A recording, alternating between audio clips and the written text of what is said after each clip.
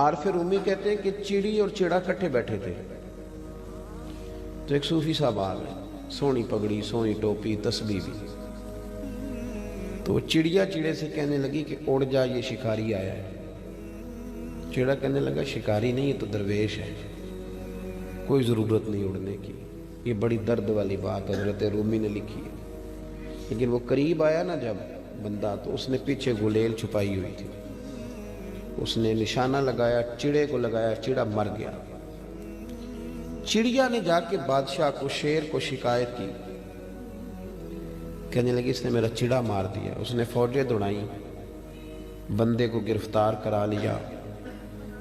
یہ مثال دیتے ہیں وہ سمجھانے کے لیے، سامنے کھڑا ہے وہ مجرم، تو شیر جنگل کا بادشاہ چڑیا سے کہتا ہے کہ پکڑ میں نے لیا ہے، سزا تیری مرضی کی دینی ہے، جو کہ گھر تیرا اجڑا ہے، تو بتا اسے سزا کیا دے۔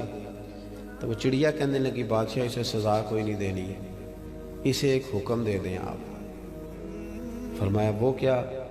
تو چڑیا کہنے لگی اسے بس اتنا کہہ دے کہ اگر شکار کرنا ہے تو کپڑے بھی شکاریوں والے پہنے، صوفیوں والے نہ پہنے، یہ درویشوں والے کپڑے نہ پہنے۔ شکار کھیلنا ہے تو کپڑے بھی اللہ کرے سمجھ آئے، صوفیوں کو بھی آئے اور شکاریوں کو بھی آئے، اللہ کرے سمجھ آئے۔ کہ شکار کھیلنا ہے تو کپڑے بھی شکاریوں والے پہن، کپڑے تو نے صوفیوں والے پہننے اور کھیلتا تو شکار ہے۔ یہ ظلم نہ کر۔ ہمارا یہ مسئلہ ہے کہ آپ کسی بندے کو چھیڑ لیں، وہ مفکر بھی نکل آئے گا، وہ سیاںا بھی نکل آئے گا، وہ دانشور بھی نکل آئے گا، وہ اتنی اچھی باتیں کرے گا کہ یوں لگے گا کہ یہ مسیحا قسم کا آدمی، لیکن جب اس کا عمل دیکھیں گے، اس کی بیوی کہہ رہی ہوگی کہ بڑی گالیاں دیتا ہے، اس کی اماں کہہ رہی ہوگی کہ میرے پاس تو 2 گھڑیاں بیٹھتا ہی نہیں، اس کے بھائی کہہ رہے ہوں گے کہ کھا گیا ہماری زمین۔ اتنی اچھی اچھی باتیں، یعنی لبادہ صوفیوں والا اور کام شکاریوں والے، یہ انداز درست۔ حضور نے اخلاق میں سے جو پہلا جز بتایا وہ مخلص ہونا۔ 2 باتیں اور آپ کی خدمت میں عرض کرنے لگا، ان کو بھی یاد رکھیں۔ زندگی میں کبھی بھی کسی بندے کو سکھ نہ دے سکیں تو اسے دکھ کبھی نہ دیں۔ کسی بندے کو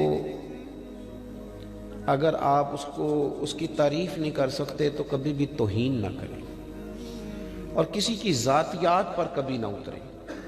دیکھو ابو جہل نے نبی پاک صلی اللہ علیہ وسلم کے خلاف معاذ اللہ بڑی باتیں کی، جادوگر بھی کہا، کاہن بھی کہا، اور نیچے اتر کے اس نے غلیظ بھی انداز اختیار